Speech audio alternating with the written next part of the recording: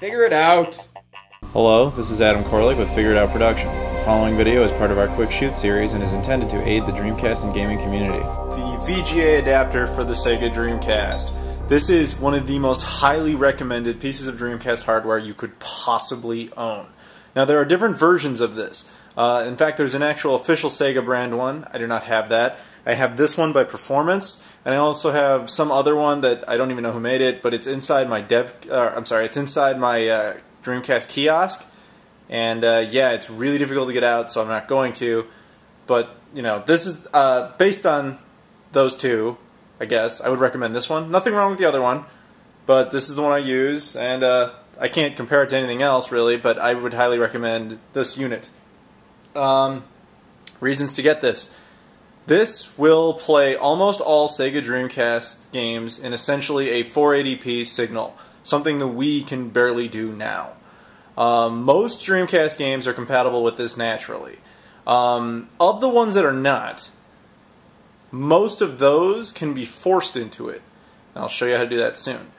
And there are only a handful of games that really just in no way, shape, or form can be used with this thing. But yeah, let's take a closer look at it. On the front there, it's got a little light, so when you have it on, or I'm sorry, you turn it on, this lights up, it's orange, that way you know it's successfully connected. Does not require its own power supply, which is very, very nice. So yeah, what you do is you take your sound cables and your VGA cables here, and you'd plug them in, you know, like there, and go in there, and yeah. Then you connect them to a monitor or a television. If you can get a TV that happens to support these, do it, or have it, use it, whatever. I do. I'll show that to you soon. In fact, if you've seen any video where you have seen my television set up, you'll know that I use this. Yeah, but it also supports S-Video out and regular AV out, which is pretty nice because you're like, oh, well, the game I have doesn't support VGA. Well, let me just push that button there, and now I can do it through there, which is very, very good. Yeah, PC signal in, PC signal out. Very nice. So you take an actual Dreamcast and you plug it in back through the AV port. Pretty obvious how that would work. And then, yeah, it's there, and it's a VGA box.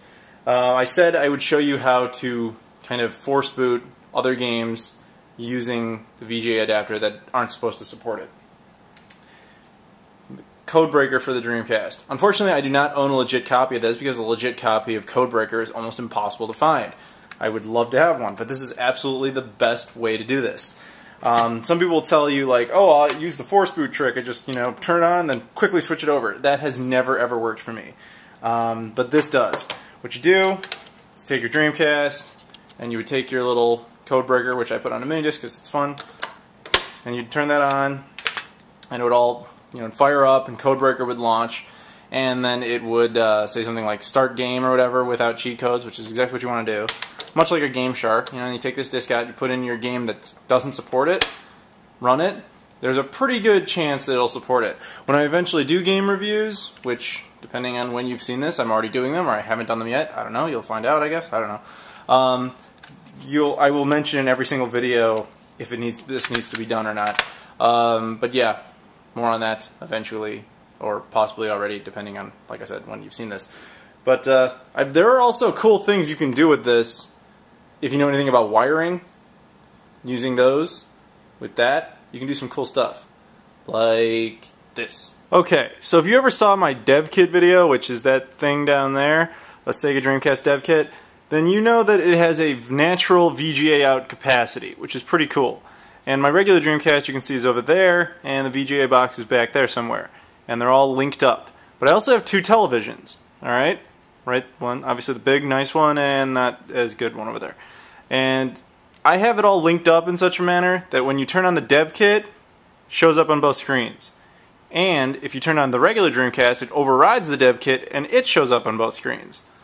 I will show you that right now. So there you go. You can hear the dev kit firing up. That TV sucks, but as you can see, it eventually catches up, and they both fire up at the same time. I have a controller here to prove this. You can see it's moving at the same time on both. Alright, move on. Yeah. Yeah, I think you get it. Anyway, I'll turn that one on, and you'll see it override this screen. Okay, you saw that it blacked out. Now it's firing up there. It's also firing up there. Yeah, nice spiral thing. Now I don't have a controller plugged into it because it's still plugged into the dev kit, but you can see how they're perfectly synced up. I'm assuming you believe me. I hope you believe me. Please believe me. Thanks for watching this video. Please subscribe if you so desire. However, we'd really appreciate it if you'd check out our other videos that are of a higher production caliber. Thank you.